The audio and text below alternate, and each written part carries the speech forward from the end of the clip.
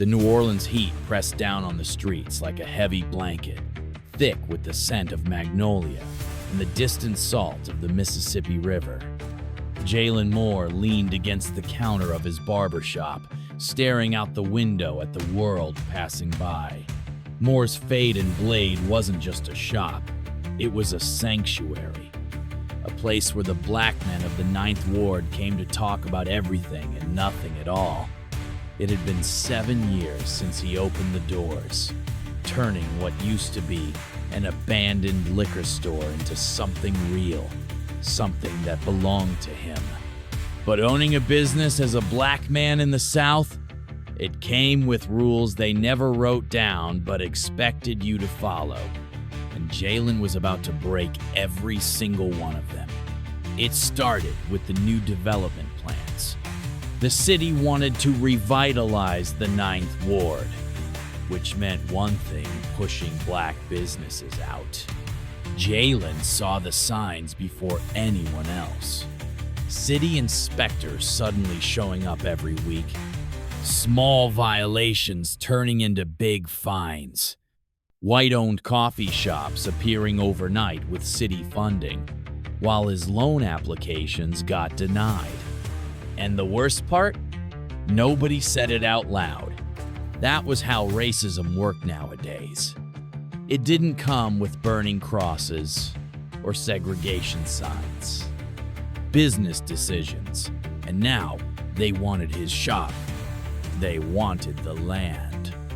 And the offer on the table? It wasn't an offer at all. It was a warning. Jalen sat across from Richard Calloway, a city planner dressed in a suit that cost more than Jalen made in a month. "You've built something great here," Calloway said, smiling like a man who thought he was doing Jalen a favor. "But progress is coming. The area is changing." Jalen folded his arms. "You mean it's being stolen?" Calloway chuckled. "That's not how we see it." "Of course not." Jalen had seen this before. The same thing happened in Trem, in Gentilly, in Central City. White developers moved in, called it revitalization. And next thing you knew, black families couldn't afford to stay in the neighborhoods they built. Jalen exhaled, slow and steady. "I'm not selling." Calloway sighed. "We were hoping you'd be reasonable." Jalen smirked. "I was hoping y'all would finally leave us alone." They stared at each other for a long moment, and then Calloway slid a folder across the table. Jalen opened it. Inside was a notice of eminent domain. They weren't asking him to sell. They were taking the land. Jalen refused to go down without a fight. He called the local news, told them how the city was targeting black businesses. He met with lawyers, community leaders, old heads who still remembered when black people had to fight for the right to own anything at all. And then he did something nobody expected. He stopped cutting hair, turned his shop into a protest headquarters, started hosting meetings, rallies, legal workshops, and suddenly the city had a problem. Because this wasn't just about Jalen's shop anymore. It was about every black business they had ever pushed out. It was about every family that had been forced to leave New Orleans after Katrina, only to come back and find their homes weren't theirs anymore. And the people? They were ready to fight. The city tried everything. Sent health inspectors to shut him down. Tried to freeze his business accounts. Even sent police to issue noise complaints during peaceful protests. But the more they pushed, the louder he got. The protests grew, popped up overnight. The media started paying attention. And when the city saw they were losing control of the narrative, they offered him another deal, a bigger check, a promise of a new location somewhere better. Jalen laughed in their faces. Because this wasn't about money. This was about ownership. This was about staying. The lawsuit took months. The stress took years off his life. But in the end, Jalen won. The city backed down. And the Ninth Ward kept its heart. Moore's Fade and Blade was still standing. And Jalen, he had done something bigger than just saving a shop. He had proven something, that no matter how much they tried to erase black spaces, we ain't leaving. The sun hung low over New Orleans, casting long shadows over the Ninth Ward. Jalen Moore sat in his barbershop, running a hand over his beard as he watched the last few customers leave. Moore's Fade and Blade was still standing. It had been a year since the lawsuit. A year since he fought the city and won. A year since he had become more than just a barber, he had become a symbol. But the thing about winning, it doesn't mean they stop coming for you. And this time, they weren't trying to take his land. They were trying to take his life apart. It started with the fire. One night, 2:30 in the morning, Jalen got a call from his neighbor, Miss Loretta. "Baby, your shop-it's on fire." Jalen barely heard the rest. By the time he got there, flames were already curling out of the windows, smoke twisting into the night like a warning. The firefighters were doing their best, but half the shop was already gone.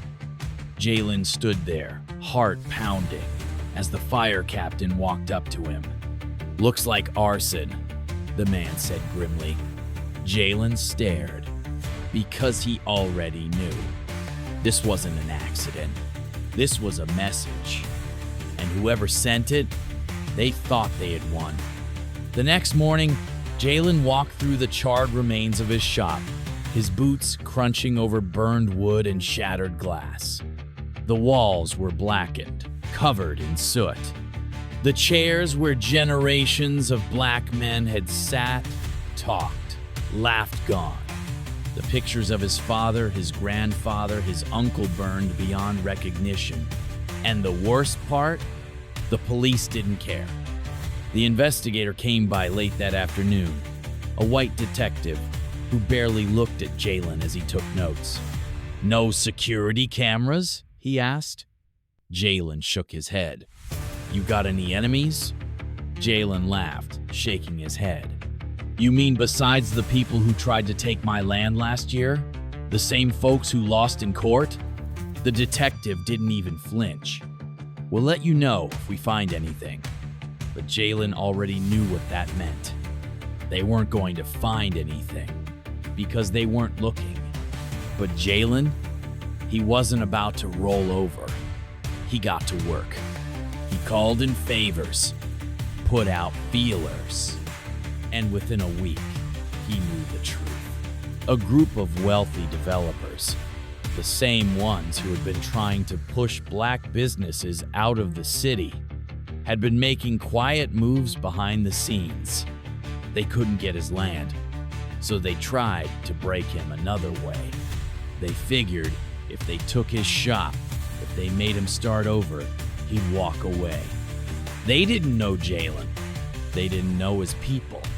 Because the Ninth Ward, it wasn't just a place. It was a community. And Jalen, he wasn't fighting alone. Within a week, word spread. The old heads started pulling together donations. The younger barbers offered to work for free. A group of college students launched a fundraiser.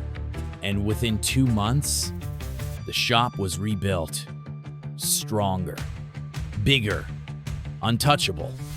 And just to send a message, Jalen put security cameras on every corner. So the next time they tried something, the whole world would see. But the fight wasn't over. Because when the shop reopened, Jalen started noticing cars parked outside for too long. Not customers, not neighbors, just men in suits watching. Like they were waiting. Like they were planning. And one night, as he was closing up, a man stepped inside, white, mid-40s, dressed in a tailored suit, like he had just come from some high-rise downtown. "Mr. Moore," the man said, smiling. "We should talk." Jalen didn't smile back. "About what?" The man folded his hands. "You've made quite an impression," he said. "But people in power don't like disruptions." Jalen leaned against the counter. "You mean they don't like losing?" The man chuckled. "Either way," he said, "you have two choices. You can sell now. On your terms, sir, we can make your life very, very difficult." Jalen didn't even blink. "You already tried that," he said. "And guess what? I'm still here." The man's smile thinned. "You won't win forever." Jalen stepped closer. "You ever hear about Hurricane Katrina?" The man frowned. "You know what happened after they tried to wipe us out?" Jalen said. The man didn't answer. Jalen smiled. "We rebuilt, and we'll keep rebuilding, no matter what you do." A long silence. And then, the man turned to leave. Before he walked out, he glanced over his shoulder. "This isn't over." Jalen nodded. "You're right about that." The next day, Jalen went to the local news. He told them everything. The threats, the fire, the men in suits. And the people, they listened. They marched. They made noise. Until the city had no choice but to back off. Until the developers realized Jalen Moore wasn't just a barber. He was a movement. And this time, they weren't stealing anything. Not his land. Not his business. And sure as hell not his future. The neon glow of the Mississippi Rose flickered against the midnight sky, buzzing faintly in the thick southern air. The club had stood on the edge of Jackson since the 1940s, a blues joint where music poured out into the humid streets, where people danced close, and where men with too much whiskey in their veins made promises they'd never keep. But one rule had always been understood, son. Doors weren't meant to be walked through. Some places weren't meant for certain people. At least, that's how it had always been. Eddie Langston had never been one to follow rules. He had spent his childhood pressed up against the back windows of places like this, watching the way the musicians on stage seemed to control the air, bending it with their voices and hands, turning sound into something holy. It had always been white men up there, singing the songs stolen from the black streets of Mississippi, playing the chords birthed in churches where the congregation clapped on the 2 and 4. Eddie played too. Had played since he was old enough to hold a guitar, his fingers calloused from nights spent plucking at strings while his mother hummed gospel in the next room. His uncle had given him his first real guitar, a beat-up Gibson with a cracked body, but a voice that could still wail. "Music don't care what color you are," his uncle had said, "but people do." Eddie had learned that lesson the first time he played for a white audience. It had been at a county fair when he was 16, stepping in for a local band whose guitarist had gotten too drunk to stand. The crowd had cheered until they saw who was behind the strings. The applause had died mid-clap. A few men spat at the ground. One woman whispered something to her husband, her lip curling in disgust. Eddie never forgot that silence. Now, he was 25, and the Mississippi Rose had just posted a talent night flyer in the newspaper, a cash prize, a chance to play in front of the club's biggest crowds, a chance Eddie wasn't supposed to take, but he did. The night of the competition, he walked through the front doors of the Mississippi Rose with his guitar slung over his back. The room went still the second he stepped inside. The bartender stopped wiping glasses. A couple at the bar leaned in to whisper. A man near the jukebox let out a low chuckle. Eddie ignored them all. He walked straight to the stage and set his guitar case down. The other musicians were already there, all of them white, their laughter dying the moment they saw him. One of them, a tall man in a pressed suit, smirked. "Think you're lost, boy." Eddie unsnapped his case. "Don't think so." The club owner, a heavy-set man with a cigar tucked between his fingers, looked Eddie up and down. "You understand where you are, son?" Eddie met his gaze. "Yeah, a stage." The owner exhaled, a slow stream of smoke. "Ain't nobody here wants to hear you play." Eddie's fingers curled around the neck of his guitar. "Then I'll play for myself." A murmur rippled through the room. Someone laughed. Someone else muttered a slur under their breath. Eddie sat down, propped his foot up on the stool, and started to play. The first note cut through the air like a razor. Low and deep, the kind of sound that made a person stop mid-step. He let it hum for a moment before sliding into the next note, bending it just enough to make the wood of the guitar groan beneath his fingertips. Then he started to sing. It was an old song, one passed down through back alleys and juke joints, through Sunday mornings and broken hearts. His voice carried it, smooth and rich, dripping like molasses over the stunned silence of the club. And then something happened. People listened, not because they wanted to, not because they approved, but because they couldn't ignore it. The song built, Eddie's fingers dancing over the strings, his voice lifting, filling the space like smoke. The men at the bar stopped whispering. The bartender, who had been watching with barely disguised disdain, leaned forward slightly. By the time Eddie finished, the room was dead silent. Then, a slow clap. Then another, and another, until half the room was applauding. Eddie exhaled, standing up. He locked eyes with the club owner, who looked like he had swallowed something sour. But before the man could speak, someone else did. "I want him on the main stage," a voice said from the back. Eddie turned. It was Frank Monroe, the biggest blues promoter in the state. A man who had made careers. And now, he was looking at Eddie.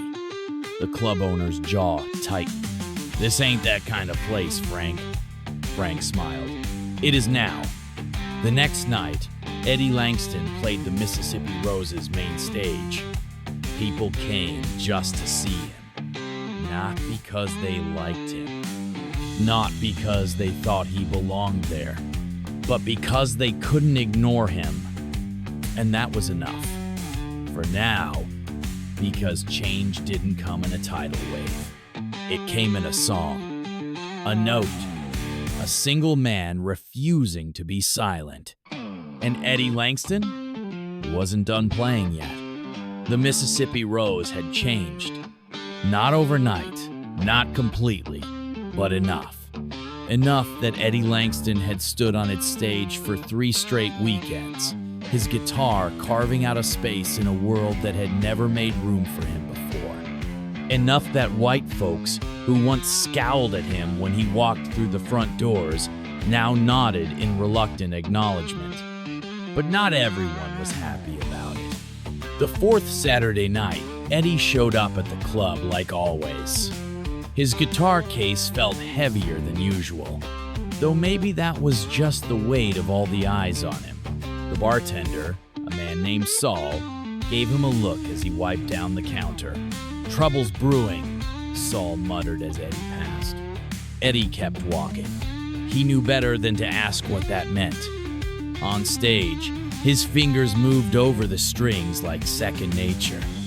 He played the blues the way it was meant to be played, like a wound torn open, like something bleeding.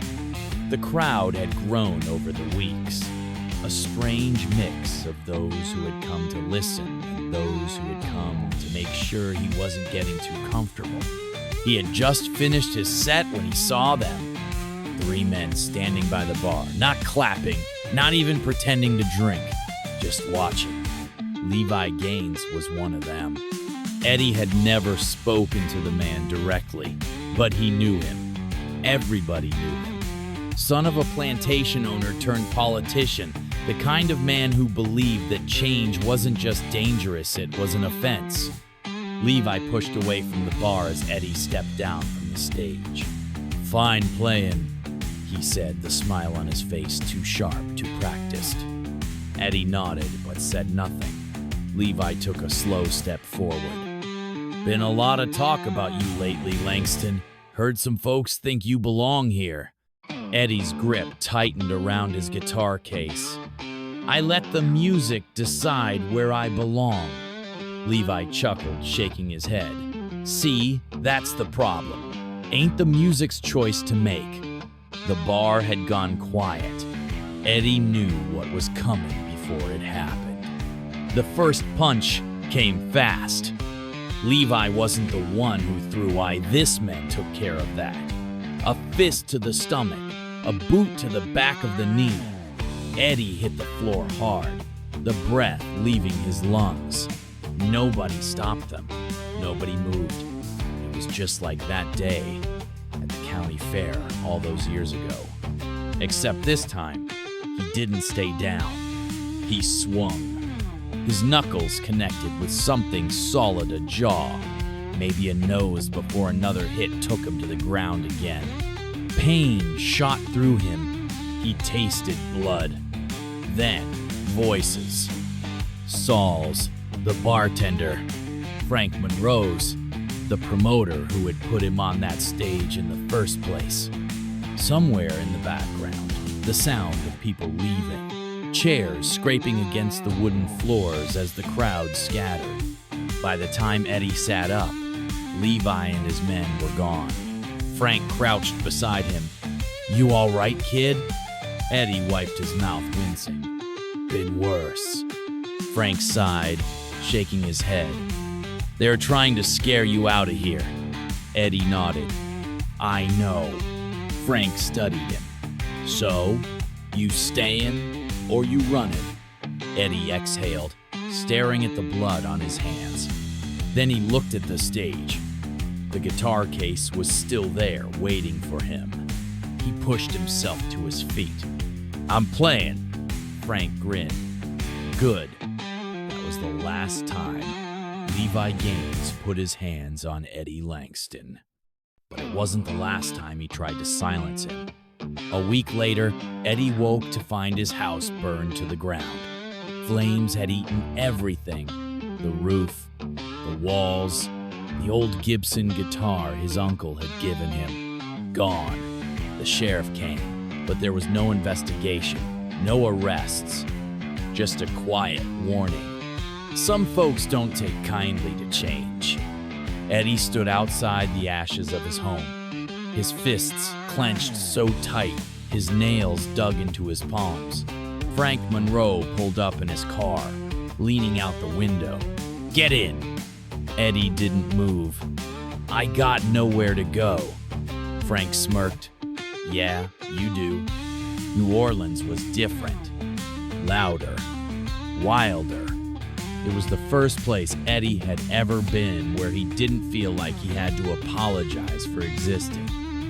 The first place where he could play his music without watching the door, waiting for trouble to walk in. The clubs there didn't care about the color of his skin. They only cared about whether or not he could play. And Eddie could play. For the first time, he wasn't just a man with a guitar Hay was a name. A voice people came to hear. His songs weren't just about heartbreak and love. They were about Mississippi, about fire and fists, about stolen stages and nights spent looking over his shoulder. And people listened. even the white folks, even the ones who had never known what it meant to be turned away at a door. They listened, and that meant something. Years passed. Eddie never went back to Jackson, but Jackson never forgot him. One night after a performance, a young man approached him backstage. He was nervous, barely out of his teens, clutching a guitar that was too big for his hands. I just want to say, the kid hesitated. They told me about what you did back home, how you stood your ground. Eddie studied him. The kid swallowed. I want to do that too. Eddie smiled. Then don't let nobody tell you where you can and can't play. The kid nodded, and Eddie knew then the fight wasn't over. But he wasn't the only one fighting anymore. The desert stretched wide under the blistering sun, a vast, unyielding expanse of sand and cracked earth. In El Paso, Texas, the border was more than just a line on a map. It was a wound, a scar carved through families, through history, through lives that had been here long before America even existed. And for Javier Ruiz, that line had just become a death sentence. He was 10 years old, the first time he saw La Migrate Border Patrol. Men in green uniforms, watching, waiting, always looking for people who didn't belong. Even though this land had once belonged to them, his father had warned him, never run, never argue, never give them a reason. But Javier learned young, they didn't need a reason. They only needed an excuse. By 18, Javier was used to the stares, the way people in town looked at him like he was a stranger in his own home. Like the border wasn't something they had built to keep people like him out. He worked construction with his father, built houses for people who would never speak his name, cleaned up the messes they left behind. And he kept his head down, because in El Paso, being Mexican was enough to make you a target. It happened on a Tuesday, middle of the day. Sunday, scorching the pavement. Javier was on his lunch break, sitting on the curb outside a gas station, sipping from a Coke bottle, when the sheriff's car pulled up slow. Two deputies stepped out, big, white, with the kind of swagger that told him they already knew how this was gonna go. One of them nodded toward him. "You got ID?" Javier swallowed. "Why?" The deputy smirked. "You look like you don't belong." Javier reached for his wallet. Slow, careful. His fingers had just brushed the leather when they grabbed him, pulled him up, shoved him against the car. His Coke bottle shattered against the pavement. And then, the sirens. Green and white flashing lights. Border Patrol. Because the sheriff hadn't stopped him for a crime. They had stopped him because they wanted to deport him. Javier wasn't undocumented, wasn't a threat. He had been born in El Paso. His father had been born in El Paso. His grandfather had been born in El Paso. But that didn't matter, because to them, he would never be American enough. They locked him up in an ICE detention center. A cold, windowless room. No phone call. No lawyer. Just the threat of a bus ride south. "You don't belong here," one of the officers told him. Javier stared back. "Neither do you."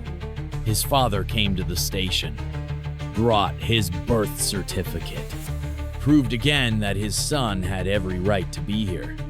They let him go. No apology. No explanation. Just a warning.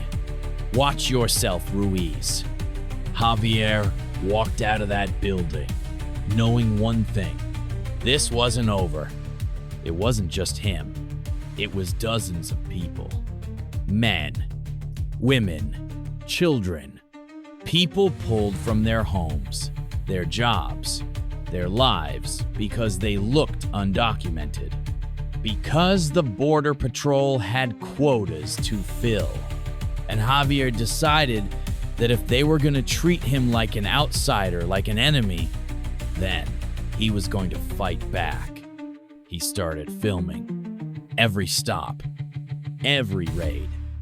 Every time Border Patrol pulled someone off the street without cause, he posted the videos, shared them, and people paid attention.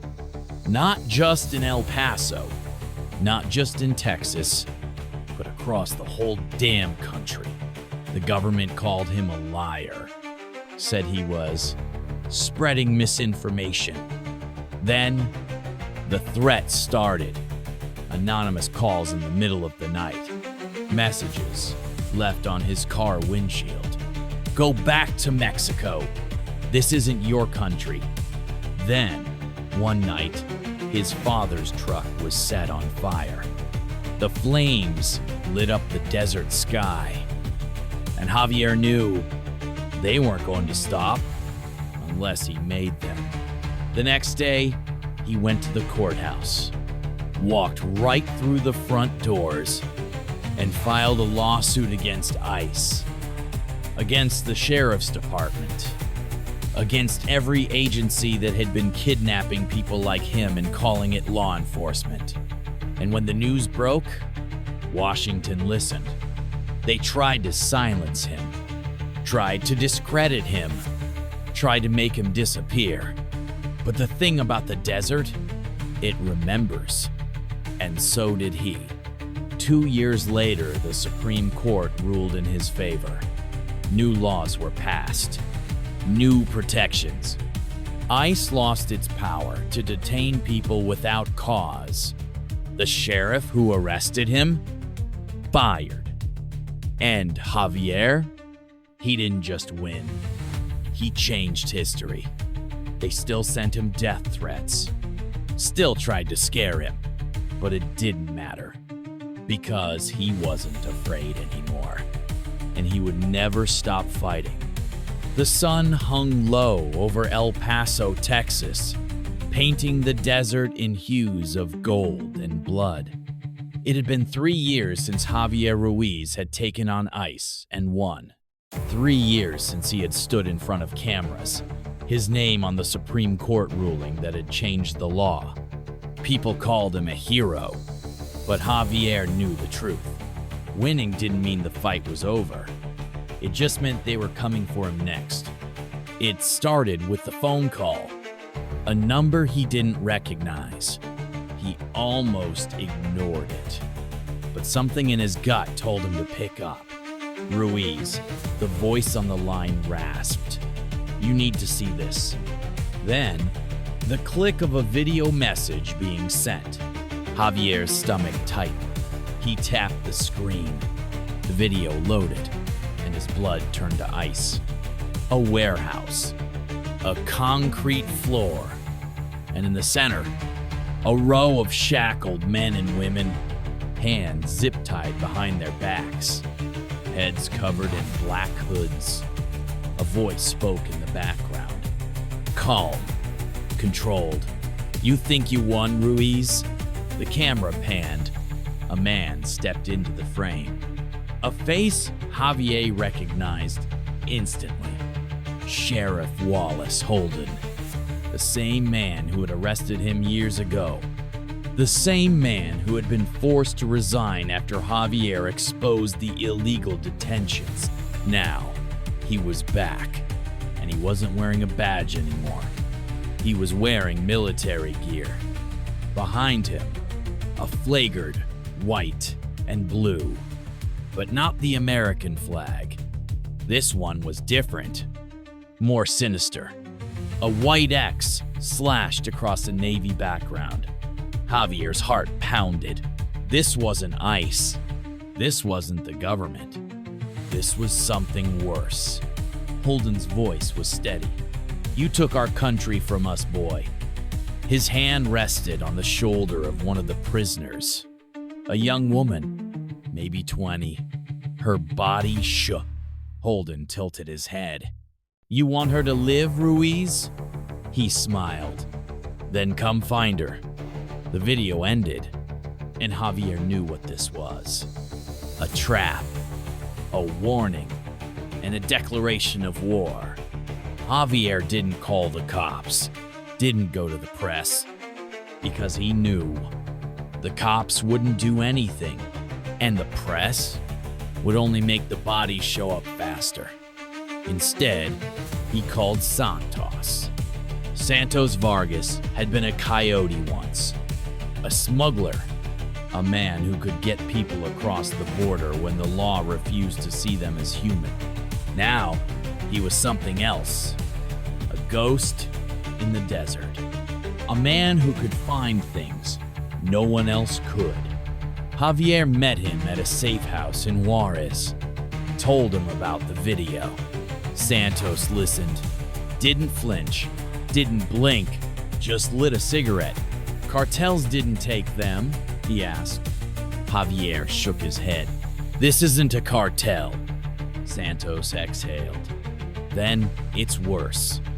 He crushed the cigarette under his boot. "Get in the truck." The hunt began that night. Santos had contacts, people who whispered things in the dark, people who had seen Holden's men. They call themselves the Border Watch now.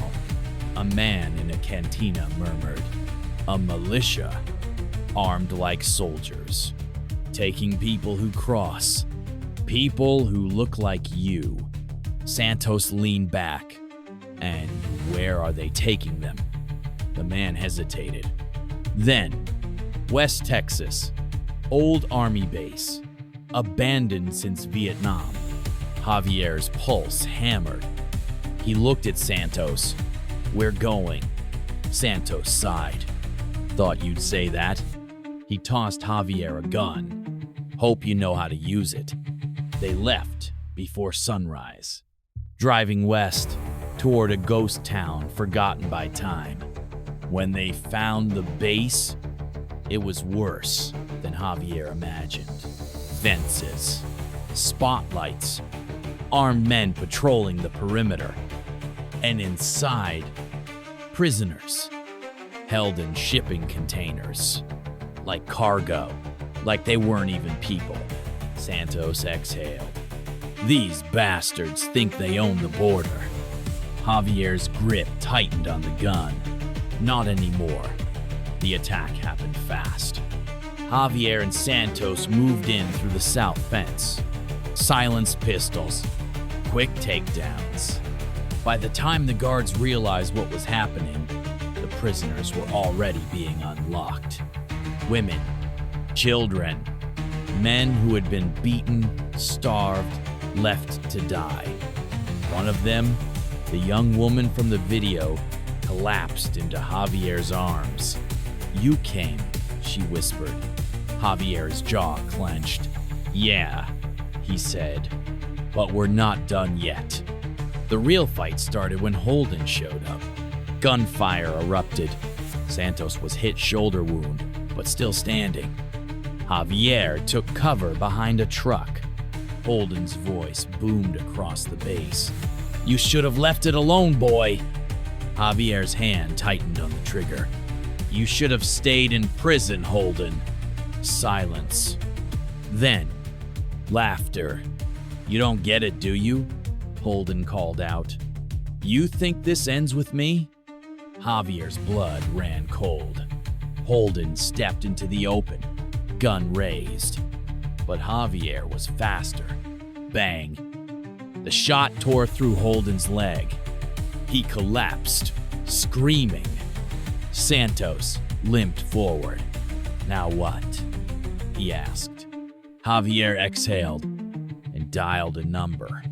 When Border Patrol arrived, they found everything. The prisoners, the weapons, the stolen government equipment, and Holden, bleeding, cuffed. His own men turned on him, trying to escape. It made national news. shadow militia operating on the border exposed. Holden and his men were charged with human trafficking, kidnapping, and terrorism. Javier was offered protection, a chance to disappear. He refused, because this wasn't over.